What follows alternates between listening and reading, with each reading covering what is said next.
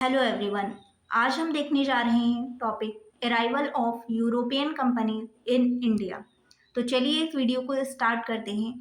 Portuguese east India company सबसे पहले India में इंटर करती है और 1503 एडी में आते हैं ये लोग और अपनी पहली फैक्ट्री कोचीन में इस्टेब्लिश करते हैं। इसके बाद British East India Company 1600 AD में इंडिया में इंटर करती है। ये लोग अपनी पहली फैक्ट्री सूरत में इस्टेब्लिश करते हैं। सूरत में इन्होंने अपनी पहली परमानेंट फैक्ट्री इस्टेब्लिश की थी, जो कि 1613 में इस्टेब्लिश हुई थी बैटल ऑफ सॉली के बाद।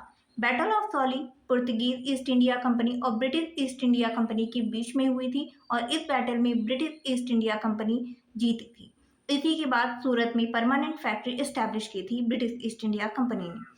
इसके बाद Dutch East India Company 1602 AD में इंडिया में इंटर करती है और मसूलीपट्टनम में ये लोग अपनी पहली फैक्ट्री इस्टेब्लिश करते हैं। Danish East India Company 1616 AD में इंडिया में इंटर करती है और ट्रिंकोबार में ये लोग अपनी पहली फैक्ट्री इस्टेब्लिश करते हैं।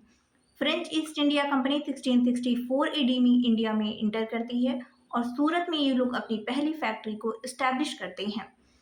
1503 एडी में जब Portuguese east India company establish हुई थी इंडिया में, उससे पहले 20 मई 1498 को एक पुर्तगीज मर्चेंट इंडिया में इंटर करते हैं जिनका नाम था वास्को डिगामा। वास्को डिगामा ने इंडिया तक पहुंचने के लिए एक नए सी रूट की खोज की थी। जब ये इंडिया में इंटर करते हैं तो कालीकट के जो रूलर थे उनका टाइटल था दमोरिन, वो इनका स्वागत करते हैं इंडिया में। गवर्नर्स की अगर हम बात करें तो पुर्तगीज के पहले गवर्नर थे फ्रांसिस्को डी अल्मेडा, लेकिन इनके जो ओरिजिनल गवर्नर माने जाते हैं वो थे अफोंसो डी अल्बुकर्क। 1596 एडी में एक डच सिटीजन जो कि पहली बार इंडिया में आए थे, उनका नाम था कॉर्नेलियस डी हाउटमैन।